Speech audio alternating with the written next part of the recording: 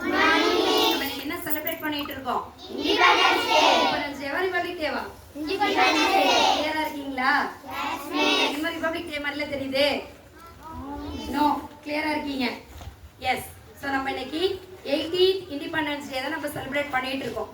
இன்னைக்கு நம்ம ஃப்ரீயா இருக்கோம் அப்படின்னா சாதாரணமா சொல்லுவாங்க, சும்மா கிடைக்கவில்லை சுதந்திரம், பல தியாகிகளினுடைய ரத்தத்தால் கிடைத்தது தான் என்னது சுதந்திரம். இப்போ இன்னைக்கு நீங்க எல்லாம் ஜாலியா இருக்கீங்க, நாங்கெல்லாம் ஜாலியா இருக்கோம், ஃப்ரீயா இந்த இடத்துல நிக்க முடியுது, ஃப்ரீயா பேச முடியுது அப்படின்னா அந்த ஃப்ரீ ஃப்ரீ ஃப்ரீ அப்படிங்கிற வேர்டே நமக்கு நிறைய தியாகிகளுடைய ரத்தத்தின் மூலமா நமக்கு கிடைச்சது தான்.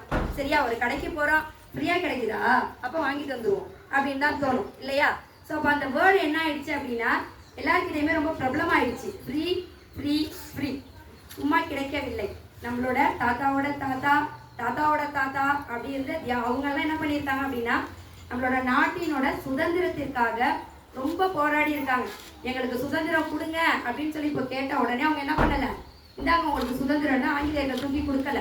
ஆக்சுவலா நம்ம இந்தியாவுக்கு வணிகம் செய்ய வந்தவர்கள் தான் யாரு அப்படின்னா பிரிட்டிஷ்காரர்கள், ஆங்கிலேயர்கள். நம்மளோட நாட்டோட செழிப்பு அவங்களுக்கு ரொம்ப பிடிச்சி போயிட்டு அப்போ நம்ம இந்தியாவில் போய் நம்ம என்ன செய்வோம், வணிகம் செய்வோம் அப்படின்னு சொல்லிட்டு தான் முதல்ல கப்பல் ஏறி வந்தாங்க.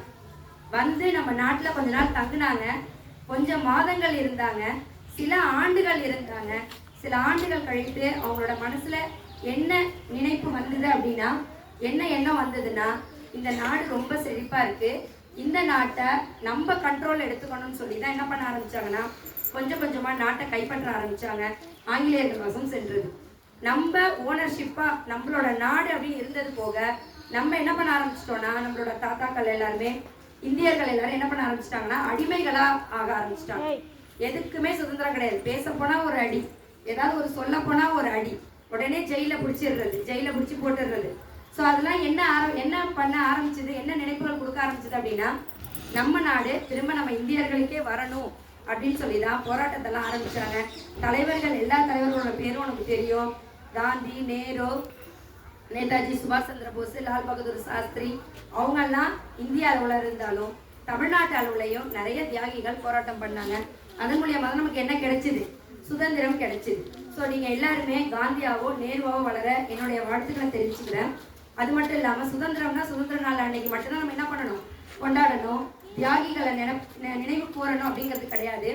டெய்லியுமே நம்ம எழுந்திருக்கும் போது, கண் விழிக்கும் போது அவங்களுக்கு நம்ம நன்றி சொன்னோம் அப்படின்னா நம்மளோட வாழ்க்கை மென்மேலும் முன்னேறும் அப்படின்னு சொல்லிட்டு சுதந்திர தின வாழ்த்துக்கள் என்னோட பணிபுரியும் ஆசிரியர்களுக்கும் நமது தாளாளருக்கும் வருகை புரிந்திருக்கும் அனைத்து பெற்றோர்களுக்கும் எனது மாணவ செல்வங்கள் அனைவருக்கும் திரும்ப ஒரு முறை எனது சுதந்திர தின வாழ்த்துக்களை கூறி விடைபெறுகிறேன்.